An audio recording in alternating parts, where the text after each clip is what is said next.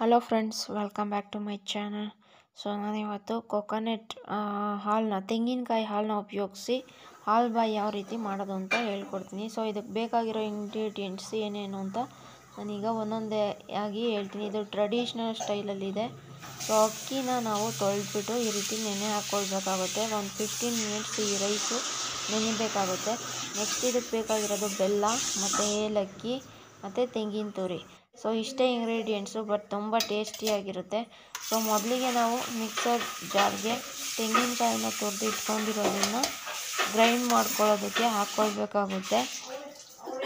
So ಇದನ್ನು ನಾವು nice ಪೇಸ್ಟಾಗಿ grind ಮಾಡಬೇಕಾಗುತ್ತೆ ನೀರು ಹಾಕ್ಕೊಂಡು. ಸೊ ನಾನೀಗ ನೀರು ಹಾಕ್ಕೊಳ್ತಿದ್ದೀನಿ.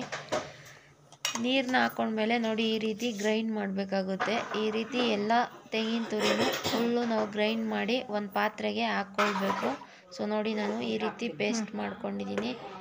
ಈ ರೀತಿ ಗ್ರೈಂಡ್ ಮಾಡಿರೋದನ್ನು ಸ್ವಲ್ಪ ನೀರು ಹಾಕಿ ಚೆನ್ನಾಗಿ ಮಿಕ್ಸ್ ಮಾಡಿ ಆಮೇಲೆ ಇದನ್ನು ಫಿಲ್ಟರ್ ಮಾಡ್ಕೊಳ್ಬೇಕಾಗುತ್ತೆ. ನಮಗೆ ಬೇಕಾಗಿರೋದು ಈ ತೆಂಗಿನಕಾಯಿದು ಹಾಲು ಮಾತ್ರ ಬೇಕು, ಕೊಕೊನೆಟ್ ಮಿಲ್ಕ್ ಮಾತ್ರ ಬೇಕು ನಮಗೆ. ಸೊ ನೋಡಿ, ನಾನಿವಾಗ ಫಿಲ್ಟರ್ ಮಾಡ್ಕೊಳ್ತಿದ್ದೀನಿ. ಈ ರೀತಿ ಫಿಲ್ಟರ್ನ ಮಾಡ್ಕೊಳ್ಬೇಕಾಗುತ್ತೆ, ಸ್ವಲ್ಪನೇ ಹಾಕ್ಕೊಂಡು. ಇದು ಟೇಸ್ಟ್ ಬಂದು ಸೂಪರಾಗಿರುತ್ತೆ. ಇದು ನಾವು ಮಾಡೋದಕ್ಕೆ ಸ್ವಲ್ಪ ತುಪ್ಪನೂ ಕೂಡ ಉಪಯೋಗಿಸೋದಿಲ್ಲ, ಬಟ್ ಆದರೆ ಪ್ಲೇಟಲ್ಲಿ ಹಾಕಿ ಕಟ್ ಮಾಡೋದಕ್ಕೆ ಮಾತ್ರ ನಾವು ಇದನ್ನು ಬಳಸಬೇಕಾಗುತ್ತೆ. ಈಗ ಒಂದು ಪಾತ್ರೆಗೆ ನಾವೇನು ಶೋಧಿಸ್ಕೊಂಡಿರ್ತೀವಲ್ಲ ಕೊಕೊನೆಟ್ ಹಾಲು, ಅದನ್ನು ಕಾಯೋದಕ್ಕೆ ಇಡ್ತಾಯಿದ್ದೀನಿ, ಹಾಲು ಕಾಯೋದಕ್ಕೆ. ನೆಕ್ಸ್ಟ್ ಈಗ ಅಕ್ಕಿನ ನಾವು ನೆನೆ ಹಾಕಿದ್ವಲ್ಲ, ಅದನ್ನು ಈಗ ನೈಸ್ ಪೇಸ್ಟಾಗಿ ಇದನ್ನು ಕೂಡ ಗ್ರೈಂಡ್ ಮಾಡಬೇಕು. ಗ್ರೈಂಡ್ ಮಾಡಿದಾದ್ಮೇಲಿಂದ ನಾನೀಗ ಕಾಯೋದಕ್ಕೆ ಕೊಕೊನೆಟ್ ಹಾಲು ಇಟ್ಟಿದ್ನಲ್ಲ, ಅದನ್ನು ಬೆಲ್ಲ ಹಾಕಿದ್ದೆ ಅದಕ್ಕೆ. ಈಗ ಅದನ್ನು ಫಿಲ್ಟರ್ ಮಾಡ್ಕೊಳ್ತಿದ್ದೀನಿ.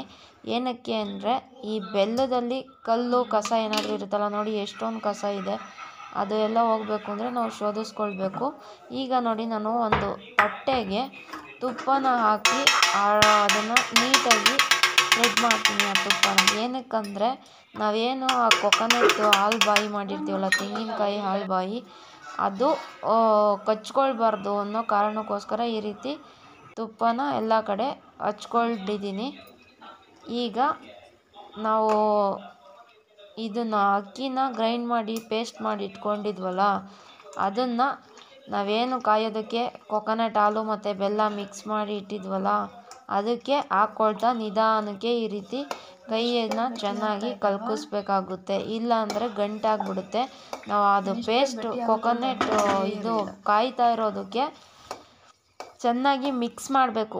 ಈ ರೈಸ್ ಪೇಸ್ಟ್ ಏನಿದೆ ಅದು ಗ್ರೈಂಡ್ ಮಾಡಿರೋದನ್ನು ನೋಡಿ, ಸ್ವಲ್ಪ ಕೂಡ ಗಂಟಾಗ್ದಲೇ ಇರೋ ರೀತಿ ಅದನ್ನು ಮಿಕ್ಸ್ ಮಾಡ್ಕೊಳ್ಬೇಕು.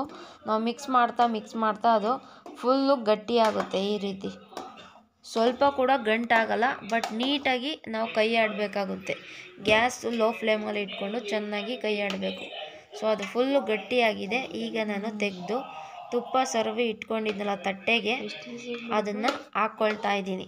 ಈ ರೀತಿ ಫುಲ್ ಎಲ್ಲ ಹಾಕ್ಕೊಳ್ಳಿ. ಒಂದೇ ತಟ್ಟೆಗೆ ಹಾಕ್ಕೊಂಬಿಟ್ಟು ನೀಟಾಗಿ ಅದನ್ನು ಒಂದೇ ಲೆವೆಲ್ಲಾಗಿ ಎಲ್ಲ ಕಡೆ ಸ್ಪ್ರೆಡ್ ಮಾಡಬೇಕು. ಈ ರೀತಿ ಹರಡ್ಕೊಳ್ಬೇಕು. ಹರಡ್ಕೊಂಡಿದ್ದಾದ್ಮೇಲಿಂದ ಇದು ಆರೋದಕ್ಕೆ ನಾವು ಬಿಡಬೇಕಾಗುತ್ತೆ. ಇದು ಬಿಸಿ ಫುಲ್ಲು ಆರಿದಾದ್ಮೇಲಿಂದ ನಾವು ಇದನ್ನು ಕಟ್ ಮಾಡ್ಕೊಳ್ಬೇಕಾಗುತ್ತೆ. ಸೊ ನೋಡಿ, ನಾನು ಎಲ್ಲ ಕಡೆ ನೀಟಾಗಿ ಹರಡ್ತಾ ಇದ್ದೀನಿ. ಈ ರೀತಿ ಮುಚ್ಚಿಟ್ಟಿದ್ದೀನಿ. ಈಗ ಪ್ಲೇಟ್ ಓಪನ್ ಮಾಡ್ತಾ ಇದ್ದೀನಿ. ನೋಡಿ, ಕೊಡ್ತೀವಿ ಎಷ್ಟು ನೀಟಾಗಿ ಕಾಣಿಸ್ತಾ ಇದೆ. ಅದನ್ನು ನಮ್ಗೆ ಯಾವ ಶೇಪ್ ಬೇಕೋ ಆ ಶೇಪಲ್ಲಿ ಕಟ್ ಮಾಡ್ಕೊಳ್ಬೇಕು. ಈ ರೀತಿ ಬರುತ್ತೆ. ನಿಮಗೆ ಸಣ್ಣ ಬೇಕು ಅಂದರೆ ಸಣ್ಣದಾಗಿ ಕಟ್ ಮಾಡ್ಬೋದು. ಇದು ಬಾಯಲ್ಲಿಟ್ಟರೆ ಕರ್ಗೋಗುತ್ತೆ. ಟೇಸ್ಟ್ ಮಾತ್ರ ಸೂಪರಾಗಿರುತ್ತೆ. ಇದು ಫುಲ್ಲು ಟೇಸ್ಟ್ ಬಂದು ಕೊಕೊನೆಟ್ ಹಾಲು ಏನಿರುತ್ತೋ, ತೆಂಗಿನ ಹಾಲು, ಅದೇ ಟೇಸ್ಟ್ ಇರುತ್ತೆ. ಸೊ ನೋಡಿ, ಈಗ ರೆಡಿಯಾಗಿದೆ ಇದು. ಇದನ್ನು ತಿಂದ್ಬಿಟ್ಟು ನೀವು ಕೂಡ ಮಾಡಿ ಹೇಳಿ ಯಾವ ರೀತಿ ಬಂತು ಅಂತ. ತೆಂಗಿನಕಾಯಿ ಹಾಲು ಬಾಯಿ. So thanks.